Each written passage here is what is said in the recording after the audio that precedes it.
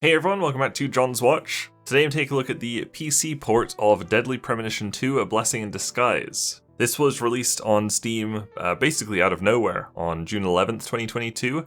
Its regular price is $39.99 US or regional equivalent, and it's developed by Toybox Inc. and White Owls Inc. and published by Rising Star Games. So Deadly Premonition is kind of an infamous series.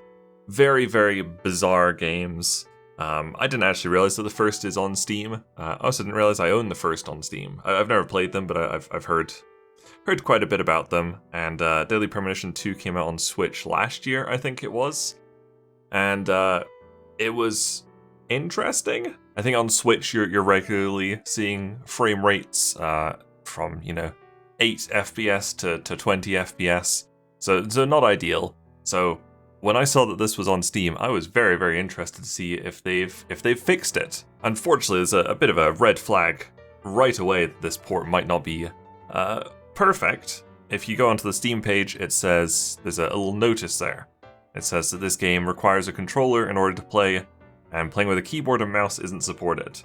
So no mouse and keyboard support. Like I said, bit of a red flag.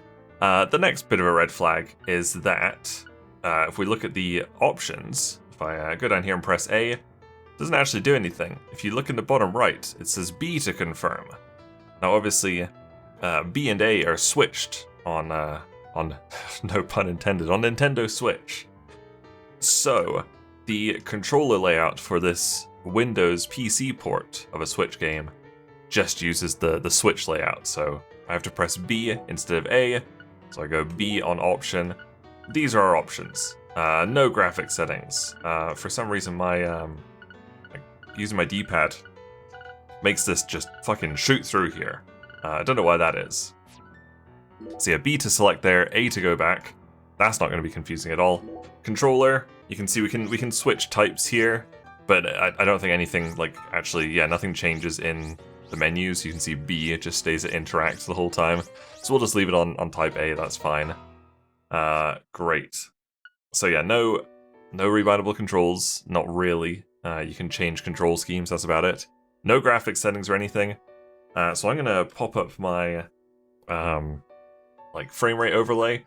I was going to, it's not gonna work. I'm actually gonna use the Steam overlay, because I'm mostly interested in the frame rate and the performance of this game. So in the main menu we've got 144 FPS, no problem. You should be able to see that, so you'll be able to keep an eye on the frame rate as well. Let's do a new game. I think we have cutscenes to start with. I think this is, it says that this is a sequel and a prequel to the original Deadly Premonition, which I haven't played, but apparently I do own. 144 FPS in this cutscene, that's good though. My instinct is that this will be locked to 60 when we actually get into the free roam moving around. But you might be able to see from some of these stills here, graphics do not look great, and obviously we cannot change them at all, which is quite unfortunate. My instinct tells me this is a very bare bones port. I guess we'll see. Oh baby, look at those graphics. Cell shaded to make it look timeless doesn't really work that well. 88 hours later. Jesus Christ. Thompsonville, a suburb of Boston, Massachusetts. God damn it. What a way to start the new year. At this rate, I'll be dead by Easter. Quiet down, Agent Jones. You're on the clock. Quiet down? Ha! You have any idea what you've done? I'd be half naked in Havana right now if you hadn't shown up. Soaking up some rays, surrounded by a harem of bikini queens, a mojito in one hand, and a seafood-slathered Havana-style pizza in the other. What did I do to deserve this? Does God hate me? No. The Regional Bureau Chief merely issued a special order.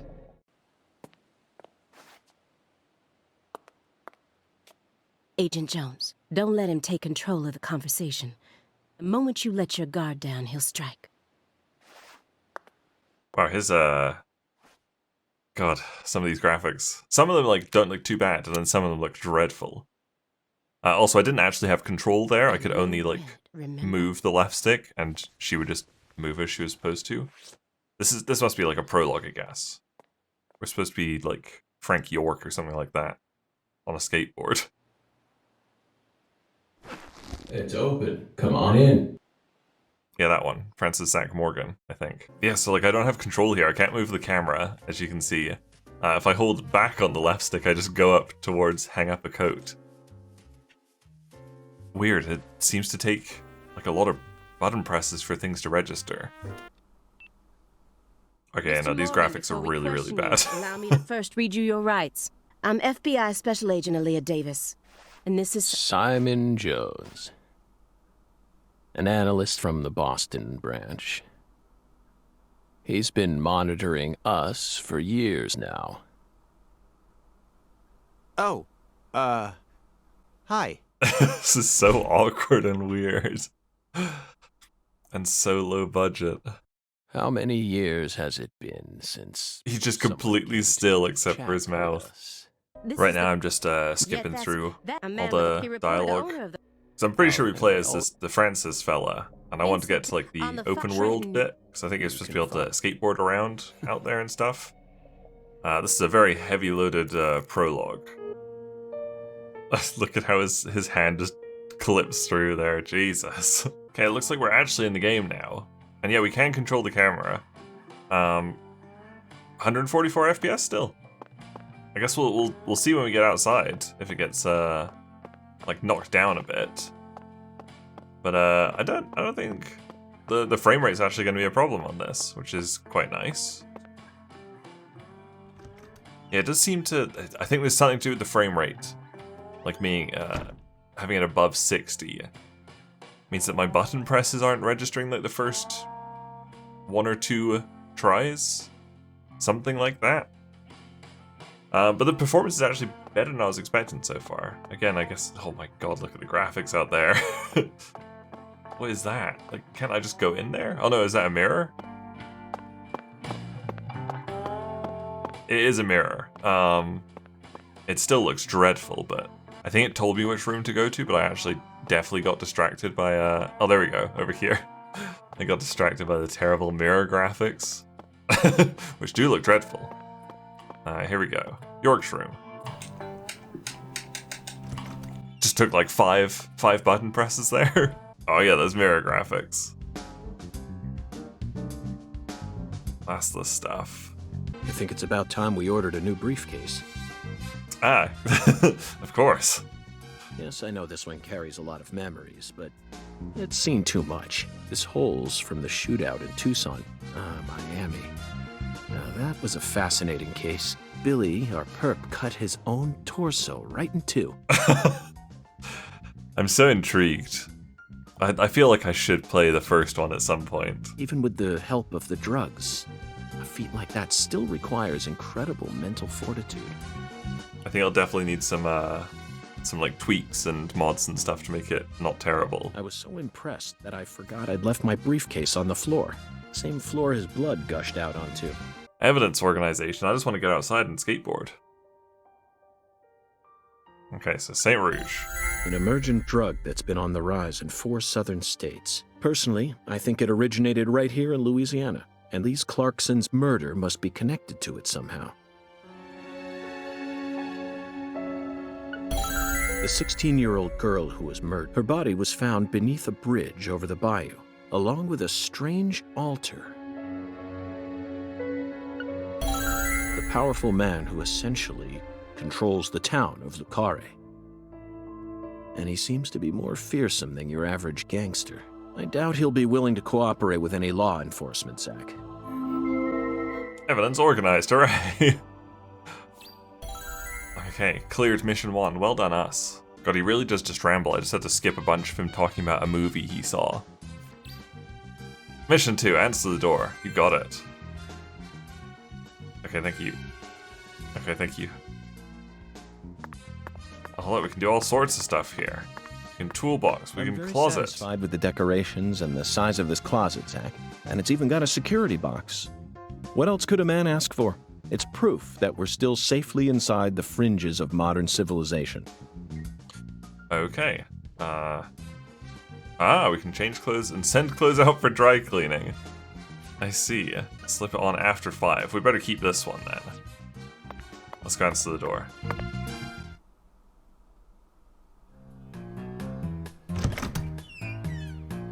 Hey there, Chef. What's cooking? Chef, what are you talking about, sir? I'm the concierge, David. I think he was being served by someone who looks exactly I like just him. heard from our chef that you wish to learn the meaning behind our town's name. Yes, I've gathered that Le Carré is French, but does it have any special meaning? Why, yes, sir, of course it does. A very clear, logical meaning. All names have meanings. Would you like to know what this one means? Yes, I would. Jolly good, sir. Then allow me This is such a convoluted name of saying what does the French of Le Carré mean? Or what does it mean in English? Ah. And That's it. that's it? Yes, that's it, sir. Do take a gander at the town map in the lobby if it fancies you. It's beautiful, valuable, and old. I'm sure you'll understand once you see it. Okay, now we gotta just... Oh my god. See, I moved like 2 feet.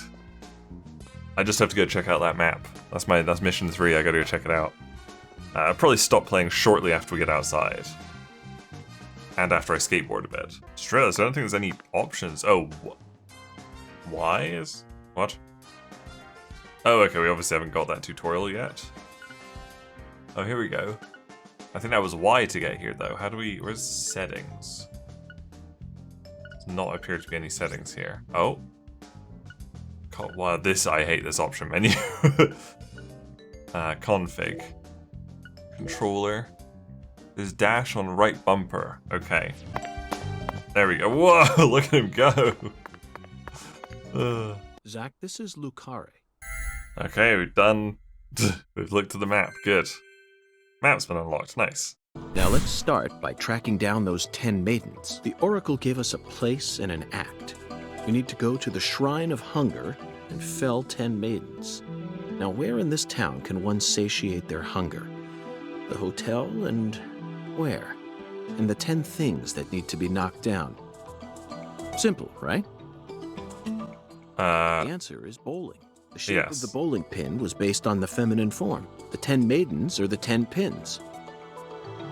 Okay, so it's got to be here. A place where someone can both eat Alexis's diner It's and there. Lane. This is it, Zach. There are even pins and a bowling ball on the sign. I bet we'll be able to eat some Cajun cuisine and bowl there. Maybe even both at the same time. That doesn't actually sound very good. Nice job, Zach. I knew you'd be able to find it. So I guess I'm Zach. It's kind of weird. That's where we're going. Let me outside. I want a skateboard. Now for the other Oracle. Damn it. There's no flying serpent on this map. Do you know what the ambiguous 0 represents?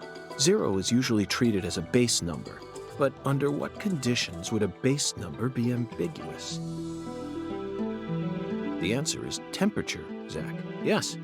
0 degrees Fahrenheit is minus 17.7 degrees Celsius.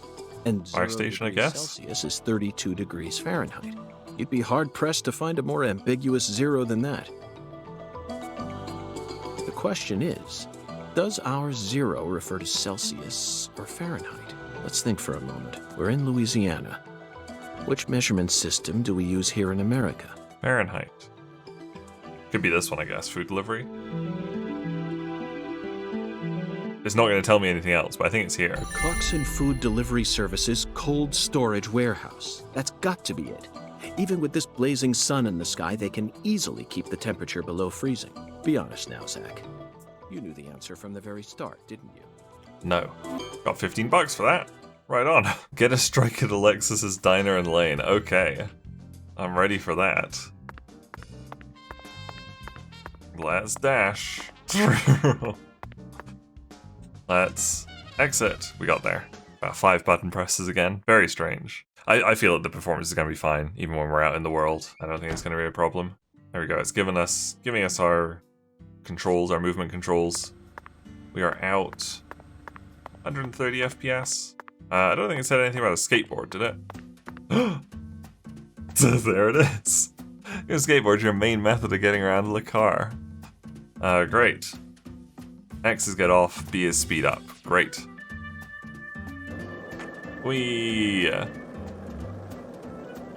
Yeah, not all the way up 144 FPS, but it's... Oh. Hey, What? I was enjoying that. my daddy's still in the parking lot. I thought you were gonna steal the right to investigate from him. Hurry it up. Damn it, I wanted to leave. How did we get that? Oh well, yeah, the performance seems fine on PC. Yeah, if the Switch performance bothered you, which it should. It was legitimately, like, you can watch the Digital Foundry video on it, and I think it does legitimately go down to, like, 15 FPS or something. Then the PC version is the one to play. The lack of options and stuff is really, really annoying. I think there's some tweaks on PCGamingWiki.com. I think you can install something called, like, Melon Loader or something, and then some tweaks, and you get more config options, which I'll 100% do if I play this game. I think I would probably play the first one, which apparently I own, before I hop into the second one. By that point, there might even be better mods for changing the performance and the graphics and stuff. Yeah, I'm glad the performance is better here, but it's such a bare bones port. I'm also seeing some pop-in now that we're out and about. Oh shit! Sorry, that just cost me $6. Yeah, just if we look at some of the trees when I do my next loop around here. Over back here, they pop in. They get more dense, I guess, but it's pretty obvious pop in. But yeah, the lack of options and, more importantly, the lack of mouse and keyboard support, even in the menus, like you can recommend a controller for sure, but not having capabilities for it at all is very shocking for a 2022 game. So yeah, this video is definitely more of a technical review. Like, I don't know enough about the game's story and stuff to talk about that, especially having not played the first one. But technically, it's better than the Switch version, but it's a pretty shoddy port for sure. Alright, thank you guys very much for watching. Make sure you leave a like and subscribe if you enjoyed this video, and I'll see you guys later. Bye!